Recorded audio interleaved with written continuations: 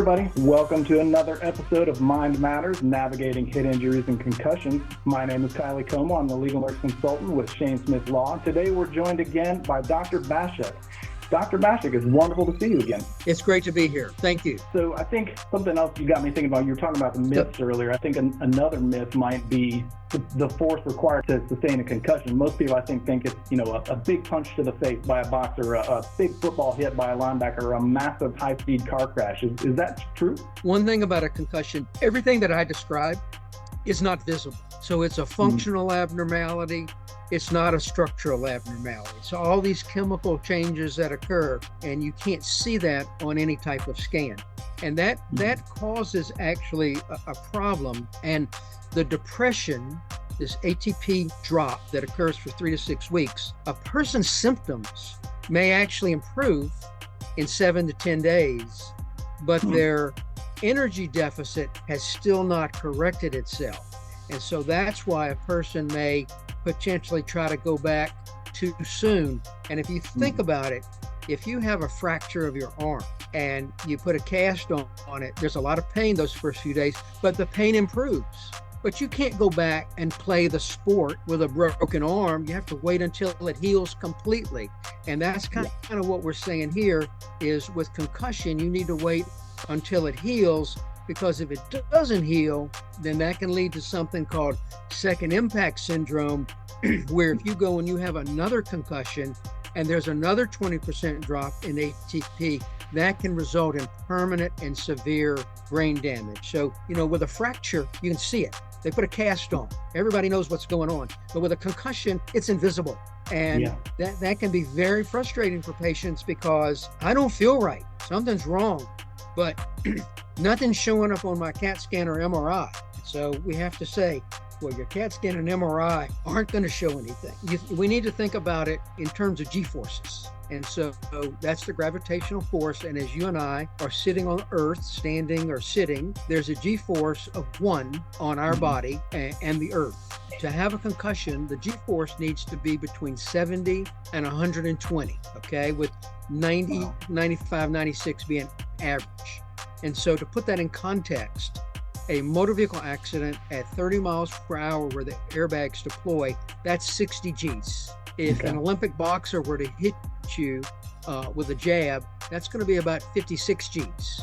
And so it takes a significant force actually to have a concussion. Whiplash, on the other hand, requires a G-force of about 4.5 Gs. So everybody with a concussion has whiplash. Not everybody with whiplash has a concussion. And if you think about, I'm going to go over just 2 sports, football and soccer. When you hit a soccer ball, the G-force there is about 20 Gs. So hitting a soccer ball is not anything close to enough to give you a concussion. However, if you get hit in the head with a soccer ball and you don't see it coming, well, that's a whole different ballgame, okay? But as in general, hitting a soccer ball is not going to cause a concussion. And in football, 77% of hits in football, professional football, are below 30 Gs.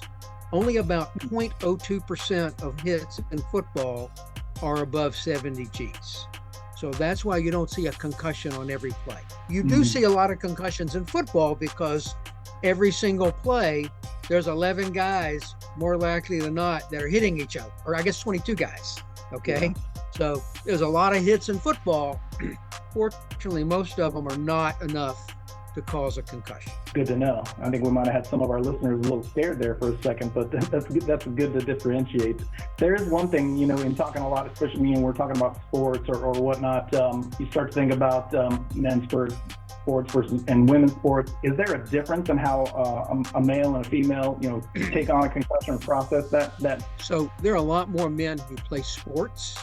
So there's a lot more men who get concussion than women. But if you take sports that are, for example, basketball, soccer, hockey, there are some women that play football, but generally that's probably 99% men. But if you take equal sports, women actually have more concussions than men.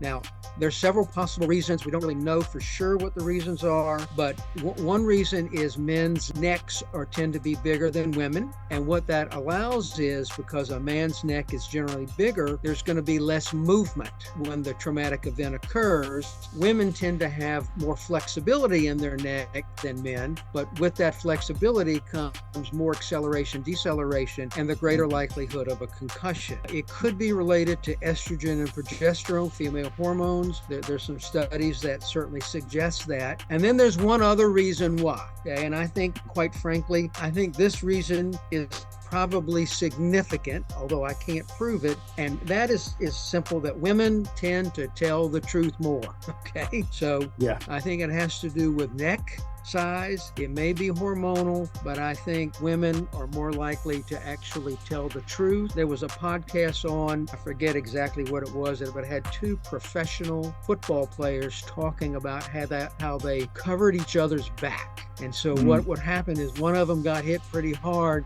The other one would run over to him and tell him what the day was, what the year was, who we were playing, and what the score was. And so they kind of had each other's back. All right.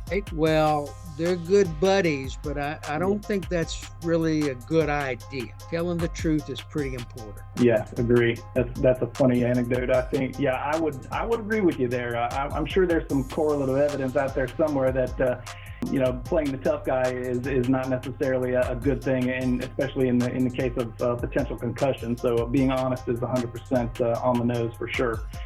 Could you tell me a little bit more, Dr. Bashuk, about let's look at concussions on the kind of the spectrum, right? So we've got the acute concussion, like the first couple of days, week maybe. Then you mentioned it could drag on for days, weeks, even months, possibly get into that persistent post-concussion symptom. Talk about that. What's the difference? Again, acute concussion is basically the electrical chaos followed by the depression. You've got the energy deficit that goes on for 3 to 6 weeks. During that time, a person the typical symptoms are going to be headaches, dizziness, memory issues, brain fog, trouble concentrating, focusing, difficulty sleeping, blurred vision, fatigue during the day. Those are common symptoms. And again, the energy deficit lasts for 3 to 6 weeks. But what happens is those symptoms can continue because they may be the result of, for example, autonomic nervous system dysfunction, which we mentioned. And if that's not treated, then that can persist. If a person had ocular, motor, or vestibular abnormalities in the acute phase, and that's not treated, then those symptoms can persist. If a person, let's say they are at risk for neuroinflammation, and the reason a person may be at risk for neuroinflammation is they have low vitamin D levels, they have low omega-3 levels, they eat a very high inflammatory diet. So there are dietary factors. Also, your neck is a big issue. So a person can develop significant problems with the neck. Again, whiplash occurs with pretty much everybody with a concussion. And so if your neck is not treated, the symptoms of concussion and whiplash are very, very similar. And so the symptoms of concussion are over with, but the person has whiplash and the symptoms basically haven't changed any. It's still going on. That neck needs to be treated. But another big issue is education. People need to understand that the concussion after 6 weeks is over with. If you still have symptoms after that, we need to look at autonomic nervous system dysfunction.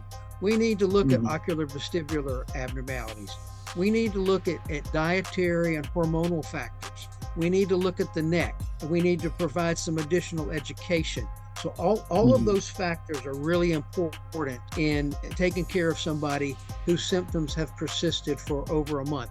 So it used to be acute concussion, they would say up to 3 months, but now after the 2022 conference, they say that acute concussion is the first month, and then if it's after 1 month, they feel like that is persistent post-concussion symptoms. It used to be called post-concussion syndrome, and quite frankly, in our electronic medical record, it still is post-concussion syndrome. So that's what we put when we see somebody, but it really should be persistent post-concussion symptoms. So the symptoms, we're talking a lot about symptoms, and you've mentioned quite a few of some of the symptoms I think most people think about when they hear about concussion. The irritability, maybe the memory issues, the brain fog, if you will, the headaches, fatigue.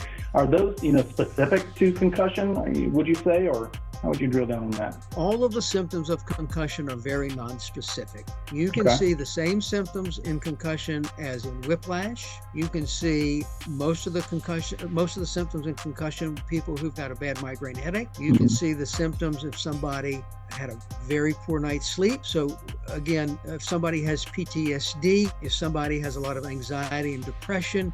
So the symptoms of concussion are very non-specific. And so you need to think about these other disorders.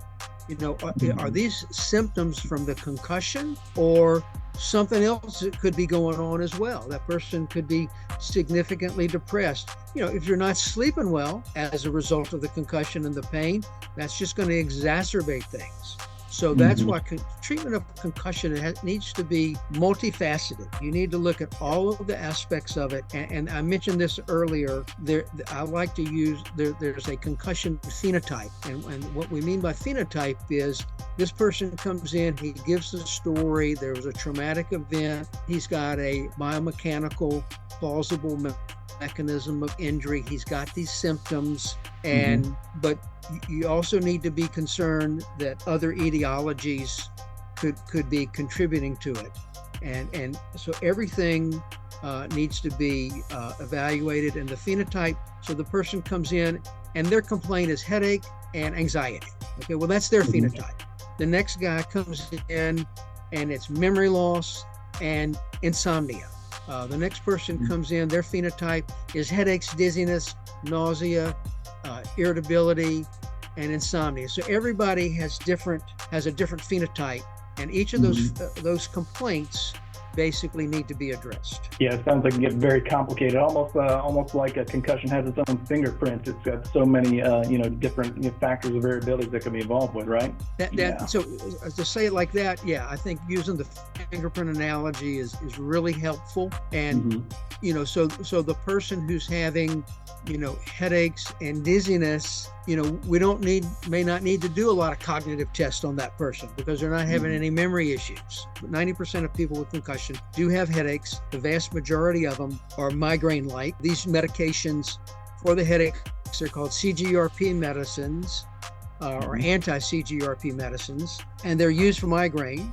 And these medications, people may have heard of these. It's Nurtec, Ubrelvy, Ajovy, Emgality, Amavig, Vyepti. I really like Vyepti. There's a lot of reasons why I like Vyepti. But these drugs are anti-CGRP drugs because CGRP is what's known as calcitonin gene-related protein. And this is in your brain. And people with migraines have elevated CGRP levels. People with concussion have elevated CGRP levels. And these drugs reduce the CGRP levels. And we've had enormous success in treating post-traumatic migraine type headaches, which is the vast majority of headaches after concussion, with these drugs. Again, they don't work in every single person, but the vast majority of people we see excellent results with. I've worked alongside several nurses in my previous roles, and I know infusion centers are becoming more and more popular destination for sending patients for various ailments, and migraines is one of those things that I think those centers see so much more of these days because of those medications, some of those anyway, that maybe you need to go to an infusion center, have a once a month or once a week kind of infusion, but I've heard some great things about some of those medicines you just mentioned. The one that I really like is called Vyepti, and that's Vyepti.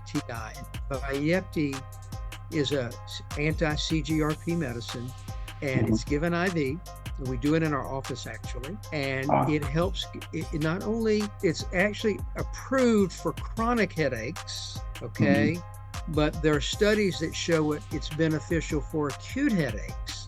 So I will often start somebody on one of the oral anti-CGRP drugs for a week or so and see if we get a response, and then try to do the Vyepti, because the Vyepti will last for 3 months. And what we've seen is not only does it help the headaches, it helps resolve the headaches. So we may only have to do it one time. So the injectables, they're also good, and we also do those in the office. They last for about a month.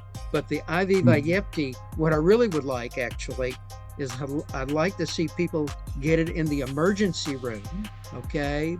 Because I think it'll help the acute headache that they have. It may actually even prevent the headache from happening if they haven't had a headache. But once they get it, it likely will last for 3 months, and it will really improve that person's quality of life. Because when you have a bad headache, you can't sleep. And when you can't sleep, that causes an increase in neuroinflammation. So we do quite a bit of the Vyepti, and we've had very good results with it. Now, again, it's not FDA approved for, all these CGRP drugs, and any drug for concussion is not, there's no FDA approval for it. We use it all off label, but the similarity of migraine and concussion headaches is remarkable, and they respond very similar. Yeah, well, I'm glad you expanded on that. I think it's important. Concussions and the way we treat and view concussions have come so far, and just in the last decade, I have no doubt that those medicines will be used for concussion specifically in the near future. Again, I've heard quite good things about that. You talked about how these, the anti-CGRP specifically target, the neuroinflammation, the whole kind of interconnection with sleep, neuroinflammation, and then the lymphatic system. Talk about kind of the interplay between those inside of a concussion. So after concussion, you get neuroinflammation, and that basically is inflammation in the brain. And when that occurs, that it typically is going to cause that person to have headaches, dizziness, and difficulty sleeping. And if you're not sleeping, then something called your glymphatic system, not your lymphatic system, but the glymphatic system does not work properly. So what the glymphatic system is, think about it, it is a waste retrieval system in the brain. So basically, during the day, your brain is active and toxins build up, and you need to get rid of those toxins. And what happens is when you sleep, the glymphatic system turns on. 80% of the function of the glymphatic system occurs while you're sleeping. Just think about it. If you stayed up all night, you're going to be really tired the next day. You're not going to feel well. You're going to have trouble focusing. Guess what? All the symptoms of a concussion. You might have a headache. You might be irritable. You might have brain fog. Well, that's because the glymphatic system was not working because you stayed up all night, and all these toxins built up, and they're still there, and you need to get rid of them, and you're not going to get rid of them until the next night. And so this glymphatic system, think about it like your kidneys, okay? So if I didn't let you urinate for 18 hours, you might be a little uncomfortable. You might not be able to focus. You can't wait to get to the bathroom, okay? All right, so think about the glymphatic system as getting rid of the waste products in the brain. Now, the problem with a concussion and neuroinflammation is a concussion causes a drop in the function of the glymphatic system by about 60%. So concussion disrupts the ability of the glymphatic system to get rid of the toxins. Now you can't sleep, so the glymphatic system doesn't turn on. These waste products build up, and this causes more neuroinflammation, and it's a vicious cycle. And that's why sleep is so critical in people who've had a concussion. And so that's one of the big things that we do is, again, we use a lot of supplements to try to help with sleep. Omega-3 is really good to help reduce neuroinflammation. It helps with sleep. Vitamin D, same thing. Melatonin is helpful. So, and we use some other ones, but supplements can be very helpful in turning off that neuroinflammation. And then once that person is sleeping better, and again, another reason that a person can't sleep is because the autonomic nervous system is turned on, it becomes more sympathetic than parasympathetic, and then doing the Buffalo concussion treadmill test helps turn that off, helps reduce neuroinflammation, and that's why it helps with sleep, because it helps restore the function of the glymphatic system. Wow. That's a great breakdown. I think one important thing I've caught there, we talked earlier about rest and get better is not the way to do it, but there's a difference between resting and sleeping, right? I think so. Some of our that's a great point. Okay, rest is not rest. Rest is not the deal. It's about it's sleep, and you got to get into the to the deep sleep, slow wave sleep. All right, because when you get into slow wave sleep, That helps. That's when the lymphatic system is turned on. That's when it's functioning properly. And so if you don't get there, that can be a problem. So it's not rest, it is sleep. And one of the things that everybody knows that helps with sleep is exercise and eating right and taking care of yourself. Yeah, it all plays hand in hand for sure. Can't have one without the other anyway. So that's excellent. It's the number one thing is rest is the wrong thing to do. Everybody needs to know that. Well, let me just add this. Exercise is how you get better. It helps the symptoms, but it's important that you understand about the exercise. It has to be done in the right way. If you're going to go and get on a treadmill and run as fast as you can and get your heart rate for as high as you possibly can, for as long as you can, that actually is going to make you worse. And that's why when we do the Buffalo Concussion treadmill test or the Buffalo Concussion bike test, we always do it in the office first and do the parameters of your heart rate. Okay, I had a concussion. I'm going to get on a treadmill and I'm going to run for 5 miles. That is going to make things worse. It has to be done properly. And with the Buffalo Concussion treadmill test, you want your heart rate in zone for 20 minutes. And for the Buffalo Concussion bike test, you want your heart in zone for 30 minutes. There is also available what's known as the Buffalo Concussion marching test. So let's say somebody doesn't have a treadmill or a bike. I mean, you can walk, okay? People can walk, but where do we live? We live in Atlanta metropolitan area. And what are the issues with that? First of all, weather. Okay, you're going to go and you're going to do your 30-minute walk, but guess what? It's pouring down rain, so you're not going to go do it. You're not going to do it in the summer because it's too hot, and sometimes in the winter it can be too cold. All right, so weather is always an issue. Also, in Atlanta we have hills, so that's why we prefer the treadmill, while we prefer the bike, because we can control that. You know, going up and down hills, your heart rate goes up and comes down. No, we want it consistent. The other issues I have with walking are 3. One is, I don't know about you, but in my neighborhood, we have neighbors, and you start walking and they want to start talking to you. Well, you can't, that's not what you need to do with the Buffalo Concussion treadmill test. It needs to be consistent, but you don't want to be rude and not talk to somebody. The other thing are critters.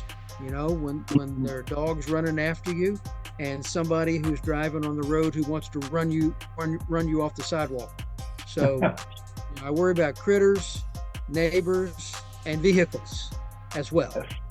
So that's why we prefer, and people tend to do better with the treadmill or with the bike. But again, you can walk, and we do have people that walk, and they do quite well, but it's just not quite the same.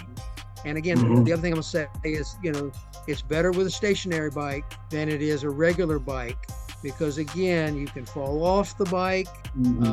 I do spin class quite a bit. I've yet to see somebody fall off the bike. I do see a lot of people mountain biking that come in because they've had concussion. So doing it safely with a treadmill and with a stationary bike. And the other thing, I always tell people, you know, I want you to go to the internet and Google Buffalo Concussion treadmill test and watch some of the videos. If somebody want to look at the research papers, there's hundreds of them. You can spend the next 2 months looking at these papers. But I encourage people to do that all the time, so they hear that from somebody besides me. All right, everyone, that's going to do it for another episode of Mind Matters, Navigating Head Injuries and Concussions.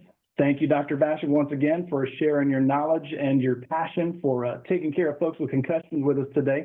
To our audience, as always, please remember to like and subscribe to our channel to stay up to date with our latest content, and please hit that bell for notifications. And remember, if you're in pain, call Shane at 980-999-9999.